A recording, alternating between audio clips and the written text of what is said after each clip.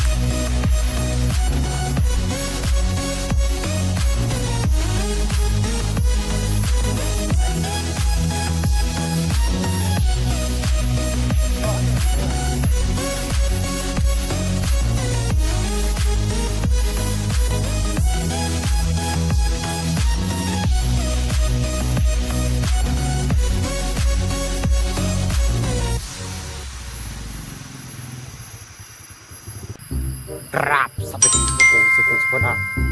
คลิปนี้ก็มันมีอย่างไร15 ปริ้นหูพายหน้าเตอร์เมืองเวลาลีแห่งโซนตะเคียนนี่คือบรรยากาศเดินทางไปแหละนี่ย่อแล้วนี่ครับ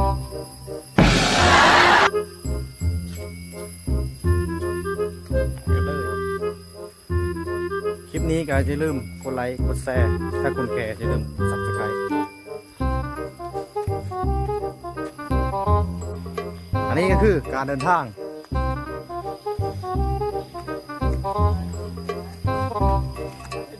เลย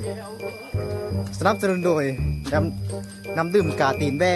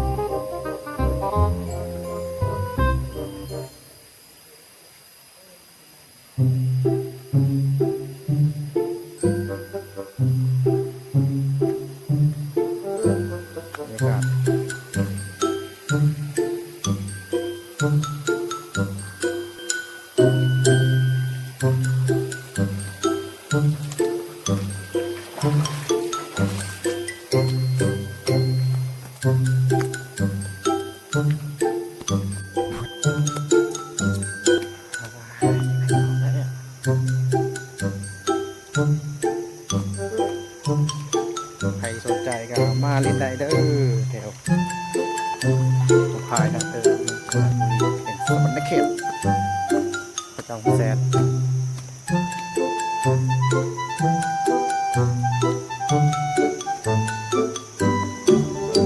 อากาศโอ้เย็นสบาย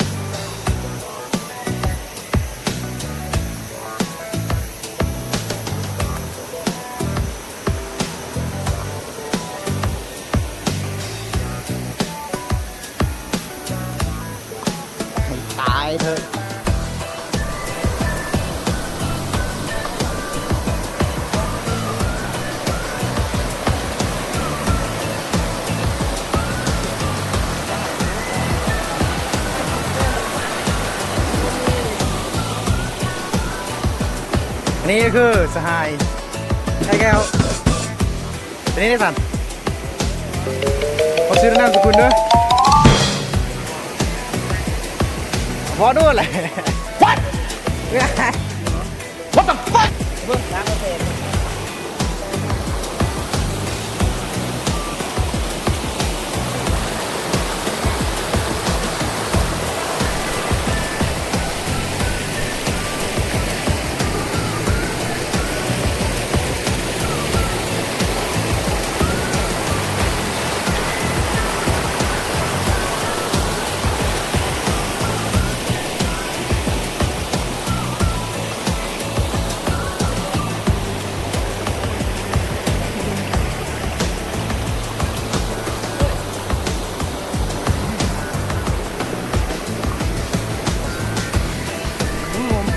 คน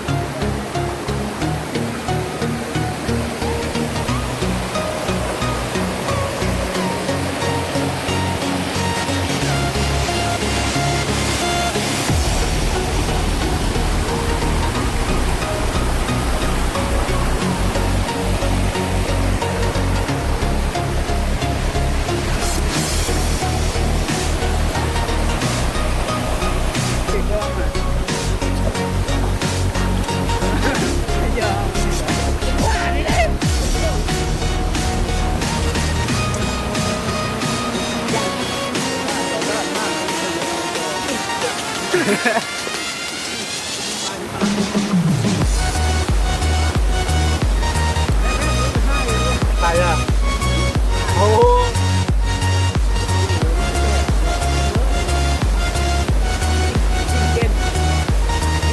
นะว่าเอาปงใหญ่แล้วนะปงใหญ่ปงสุพรรณดูว่ามันดูปงใหญ่นะแก้วนะ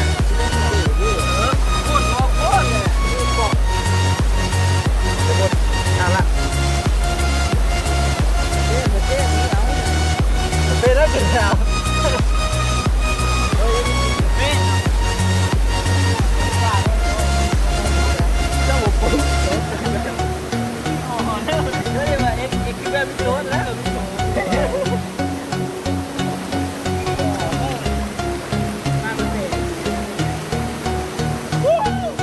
ให้ตายสิ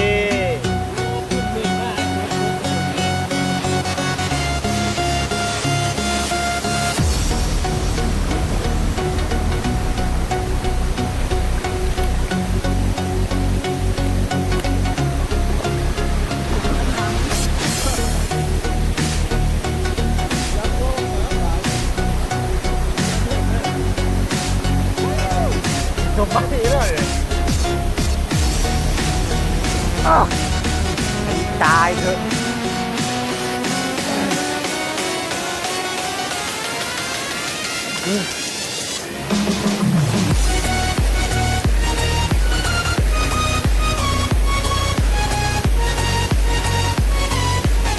จับตู้แล้วซึ่งไปจับแบบนี้นะจับของไม่จับเฮ้ยตายสิบ้อนอยู่นะเอาเครื่องไปอยู่นี่นะเนี่ยพวกกันเนี่ยตายสิ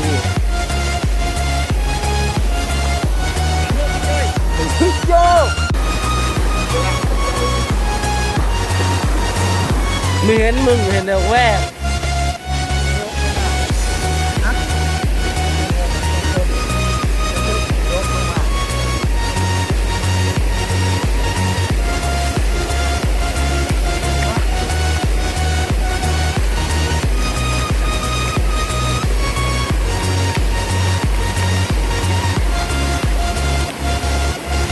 นี่ก็ย้ายบอลใหม่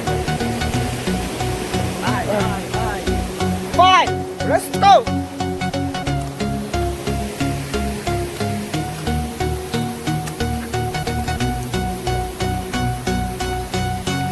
ลิมพิเนอร์นะครับมาให้ทีมชาติไทยเนาะ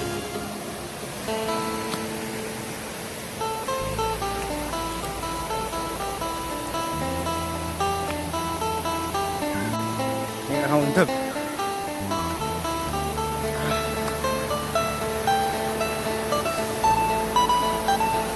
วันนี้โคตรเย็นเงียบดีๆช่ำซาบเลย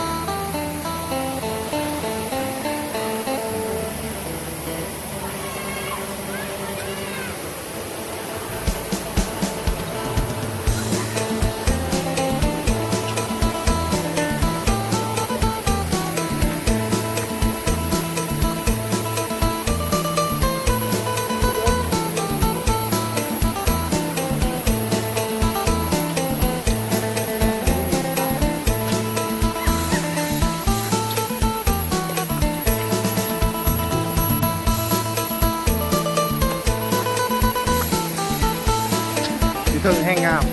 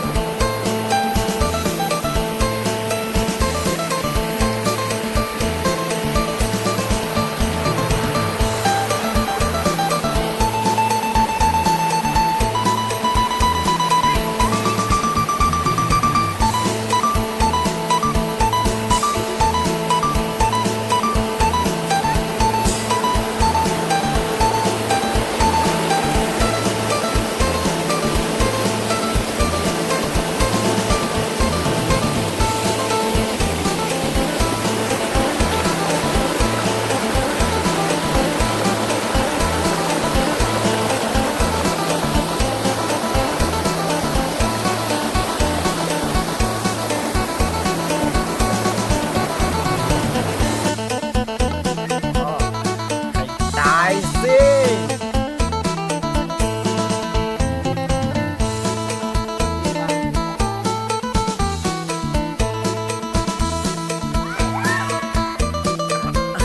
ตายสิเมื่อไหร่ยากเลย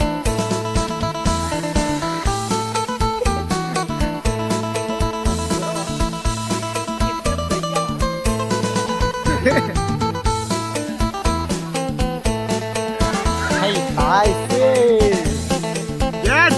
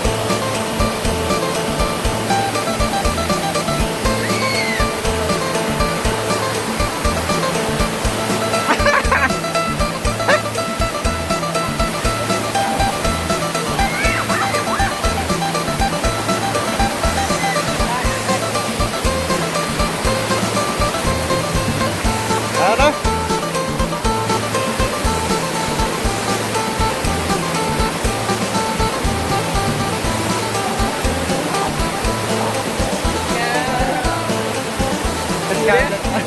เอากันนะกันมึงกันนะ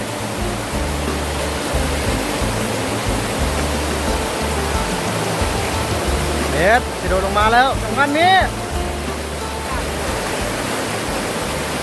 โอ้โห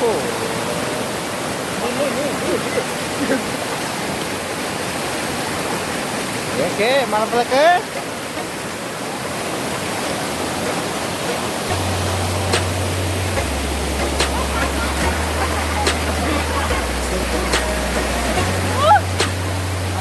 มากเลย อยากเป็นลูกเคยของแม่เจ้าเลยอยากเป็นลูกเคยของพ่อเจ้าอยากเป็นลูกเคยของแม่เจ้าเลยอยาก ย่าโดนสามมันลูกนี่นะนี่ ของพ่อเจ้าอยากเป็นผู้สาวจนเป็นลูกผู้ใดไอ้เห็นเจ้าในมือนั้นก็ไอ้โดนดูดไกลไอ้เห็นเจ้าโดนลงแพงเอาไว้ก็ไปกดใจก็ยอมว่าเจ้าหน้าไปเลยอยากให้เจ้าไปทันใดเจ้าก็ทันมีแฟนก็บอกเลยมันคนละทีก็เจ้านั้นน่าแต่อยากให้นางเป็นไม้ชอบดีจะเป็นแท้เรา ไม่รู้ตัวแม่ไม่รู้ตัว อยากให้เจ้า ไม่รู้ห้ามได้ลูกเราได้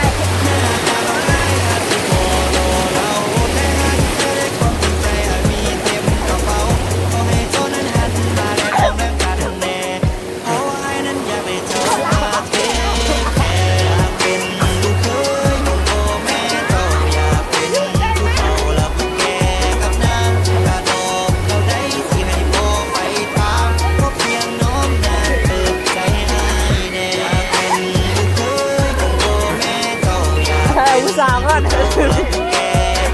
โอเคดังย้อนนะ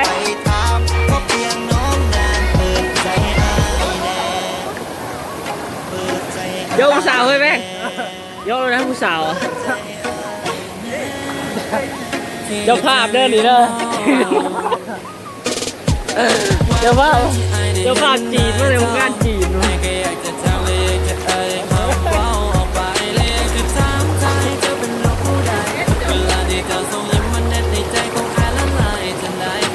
อย่ามาจำลุ้นเลยแม่นะ